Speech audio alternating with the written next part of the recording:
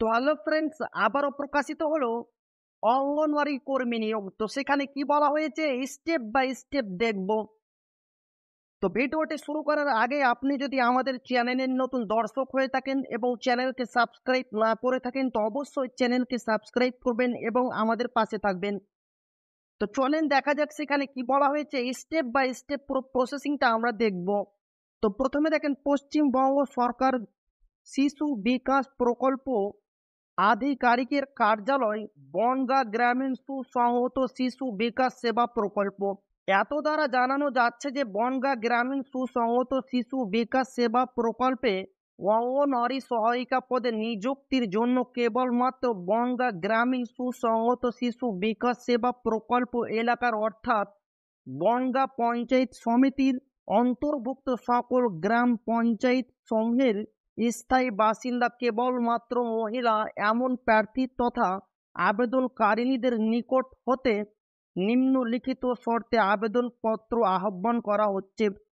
Friends, এখানে কিন্তু বনগাঁ পঞ্চায়েত সমিতির আন্ডারে যত মহিলা রয়েছেন তাদের কাছ থেকে আবেদন করার জন্য আহ্বান জানানো হচ্ছে।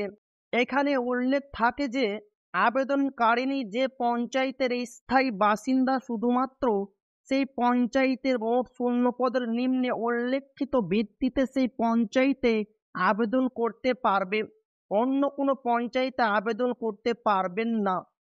ফ্রেন্ডস, এখানে বলা হচ্ছে বনগাঁ পঞ্চায়েত সমিতির আন্ডারে যত মহিলা রয়েছে এবং যিনি মহিলা আবেদন করতে চান তিনাকে কিন্তু অবশ্যই সেই পঞ্চায়েতের স্থায়ী বাসিন্দা হতে হবে যে পঞ্চায়েতের আন্ডারে তিনি আবেদন করতে চাচ্ছেন, স্পষ্টভাবে বলে দেওয়া হয়েছে। এবং এখানে বলা হচ্ছে এই নিয়োগ সম্পূর্ণরূপে স্বেচ্ছাসেবকমূলক। এই কাজে নিযুক্ত সহায়িকা কোনো মতে সরকারি সহায়িকা হিসেবে গণ্য হবেন না। ফ্রেন্ডস, এখানে যদি আপনারা কাজ পান তো আপনারা সরকারিভাবে কিন্তু কাজ করবেন না, আপনারা কোনো রকম ভাবে কিন্তু এখানে সরকারি চাকরি বলে গণ্য হবেন না।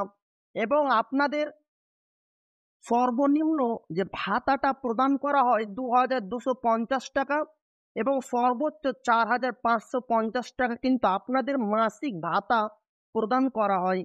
এবং সরাসরি নিয়োগের মাধ্যমে শূন্যপদ অনুযায়ী সংরক্ষণ বিন্যাস, গ্রাম পঞ্চায়েতের নাম, মোট শূন্যপদ, অসংরক্ষিত তপশিলি জাতি, তপশিলি উপজাতি, অন্যান্য অনগ্রসর শ্রেণী, অন্যান্য অনগ্রসর শ্রেণী, শারীরিক প্রতিবন্ধী, আর্থিকভাবে অনগ্রসর শ্রেণী।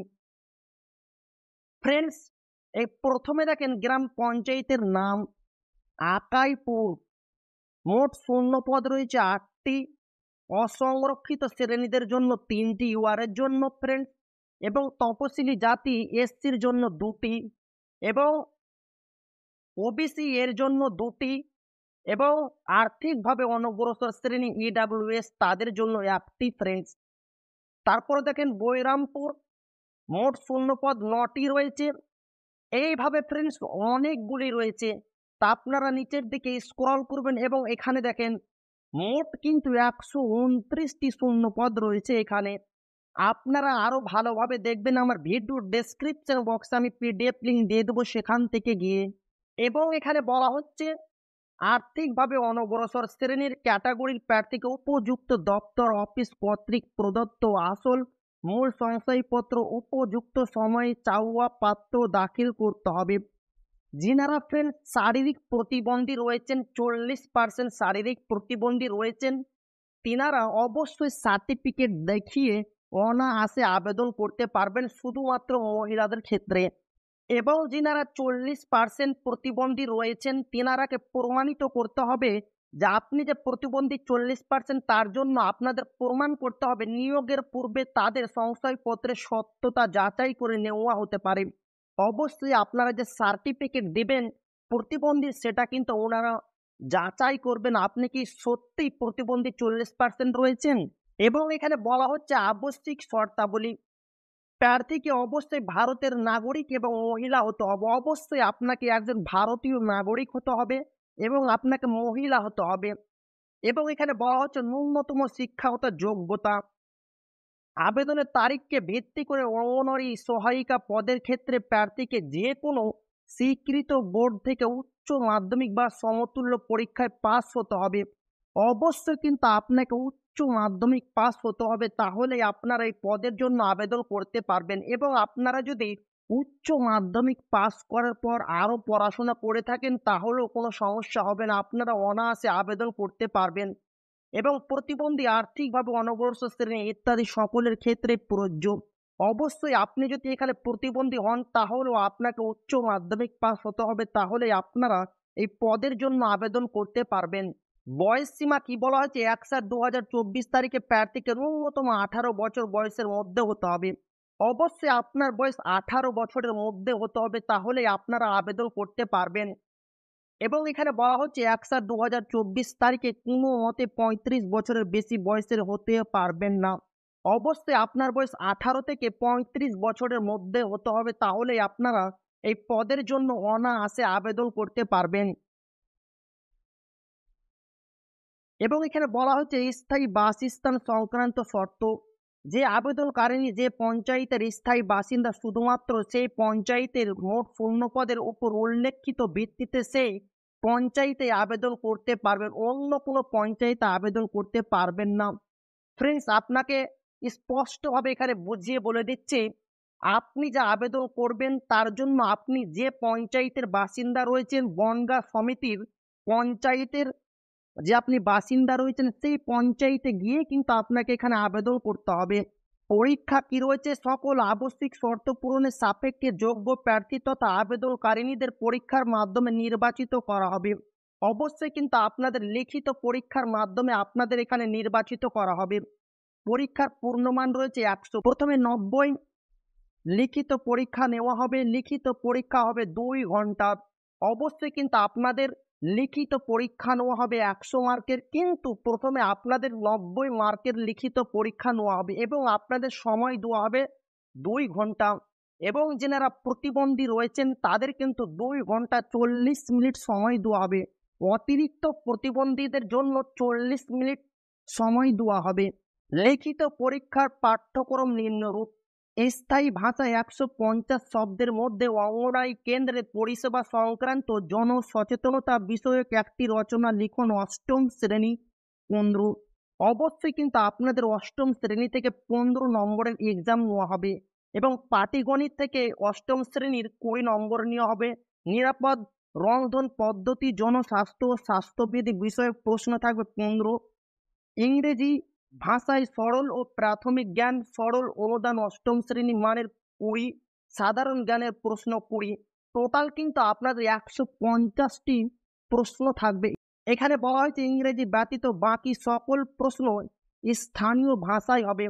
ফ্রেন্ডস, এখানে কিন্তু আপনাদের ইংরেজি ছাড়া যত আপনাদের সাবজেক্ট রয়েছে প্রতিটি সাবজেক্ট কিন্তু স্থায়ী ভাষায়, আপনার যে স্থায়ী ভাষা রয়েছে সেই স্থায়ী ভাষায় কিন্তু আপনাদের এক্সামটি নেওয়া হবে।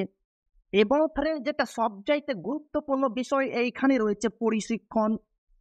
সমস্ত প্রশিক্ষণ বাধ্যতামূলক এবং পশ্চিমবঙ্গের যে কোনো স্থানে প্রশিক্ষণ হতে পারে। প্রশিক্ষণ নিতে অস্বীকার করলে বা প্রশিক্ষণের সময় ন্যূনতম যোগ্যতা মান অর্জন না করলে তার নিয়োগ বাতিল হবে। অবশ্যই ফ্রেন্ডস, প্রশিক্ষণ আপনাদের এক্সাম কোথায় নেওয়া হবে সেটা কিন্তু ওনারা নির্ধারণ করবেন। প্রশিক্ষণ মানে হচ্ছে ফ্রেন্ড সমস্ত রকম কাজ আপনাদের কোথায় নেওয়া হবে সেটা কিন্তু ওনারা নির্ধারণ করবে। আপনি যদি ওনাদের কথা মতো না চলেন তাহলে আপনার কিন্তু যে আবেদন ফর্ম রয়েছে সেটিকে কিন্তু ক্যান্সেল করবেন ওনারা, স্পষ্টভাবে এখানে বলে দেওয়া হয়েছে। এবং এখানে স্পষ্টভাবে বলে দেওয়া হয়েছে আবেদন সংক্রান্ত শর্তাবলী ও আবেদনপত্র জমা করার সময়সীমা। আবেদনকারিনীদের নিম্নলিখিত ওয়েবসাইটের মাধ্যমে অনলাইনে আবেদন জমা করতে হবে। এখানে কিন্তু আপনাদের অনলাইনের মাধ্যমে আবেদন প্রক্রিয়াটি জমা করতে হবে। অনলাইনের মাধ্যমে কিন্তু আপনাদের এখানে আবেদন জমা করতে হবে, স্পষ্টভাবে বলে দেওয়া হয়েছে অনলাইনের মাধ্যমে কিন্তু আপনাদের এখানে আবেদন করতে হবে। এই সেই ওয়েবসাইট, এই ওয়েবসাইটের মাধ্যমে কিন্তু আপনাদের অনলাইনের মাধ্যমে কিন্তু এখানে আপনাদের আবেদন প্রক্রিয়া জমা করতে হবে। এবং এখানে বলা হচ্ছে আবেদন শুরুর তারিখ 25/7/2024 তারিখ সকাল 11টার সময় কিন্তু আবেদন প্রক্রিয়া শুরু হয়েছে এবং আবেদন করার শেষ তারিখ রয়েছে 25/8/2024 তারিখ রাত্রি 11টা 59 মিনিট পর্যন্ত আবেদন করার শেষ তারিখ রয়েছে। অবশ্যই কিন্তু আপনাদের অনলাইনের মাধ্যমে আবেদন করতে হবে। সেই ওয়েবসাইটের মাধ্যমে আপনাদের অনলাইনের মাধ্যমে আবেদন প্রক্রিয়া কমপ্লিট করতে হবে এবং এখানে বলা হচ্ছে আপনাকে যে ফটোটি আপনি এখানে আপলোড করবেন সেটি কিন্তু 6 মাসের বেশি না হয় এবং সেই ফটোটি 20 কিলোবাইট থেকে 50 কিলোবাইটের মধ্যে কিন্তু হতে হবে এবং আপনার ফটো 6 মাসের বেশি কিন্তু তোলা না থাকে। ওই সমস্ত ফটো কিন্তু আপনারা দিবেন না যেটি আপনাদের 6 মাসের অধিক তোলা হয়ে গেছে। এবং এখানে বলা হয়েছে নীল কালো কালিতে আবেদনকারিনীর নামে সম্পূর্ণ সই স্বাক্ষর আপলোড করতে হবে। অবশ্যই আপনাদের নীল কালো এই দুটি কলমের কালির মধ্যে কিন্তু আপনাদের এখানে সিগনেচার করতে হবে এবং 10 কিলোবাইট থেকে 20 কিলোবাইটের মধ্যে কিন্তু আপনার সিগনেচারটি হতে হবে এবং এখানে বলা হচ্ছে মৌখিক পরীক্ষার পূর্বে নিম্নলিখিত নথি বা প্রমাণপত্রের আসল দাখিল করতে হবে ও স্বপ্রত্যায়িত প্রতিলিপি জমা করতে হবে। ফ্রেন্ডস, মৌখিক পরীক্ষার আগে কিন্তু আপনাদের কাছ থেকে কিছু ডকুমেন্টস চাওয়া হবে। সে ডকুমেন্টস কি রয়েছে?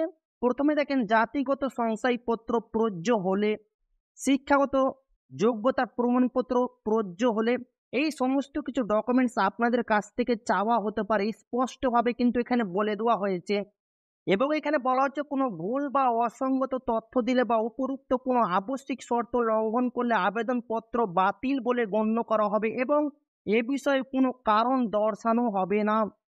আপনারা যদি কোনো ভুল ডকুমেন্টস আপলোড করে থাকেন তাহলে আপনাদের কিন্তু দ্বিতীয়বার বলা হবে না যে সেটা ভুল রয়েছে। আপনাদের ফর্মটি কিন্তু এখানে বাতিল করা হবে এবং আপনাকে কোনো কৈফিয়ত ছাড়াই আপনার ফর্মটি এখানে বাতিল করা হবে।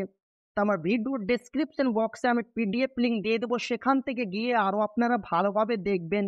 আর ভালো লাগলে অবশ্যই আপনার বন্ধুদের শেয়ার করবেন যাতে তাদেরও উপকার হয়। আর চাকরি রিলেটেড নতুন নতুন ভিডিও পেতে হলে অবশ্যই চ্যানেলটিকে সাবস্ক্রাইব করবেন এবং আমাদের পাশে থাকবেন। কমেন্টের মাধ্যমে জানাবেন ভিডিওটি আপনাকে কেমন লাগলো। তা আবারও দেখা হবে একটি নতুন ভিডিওতে।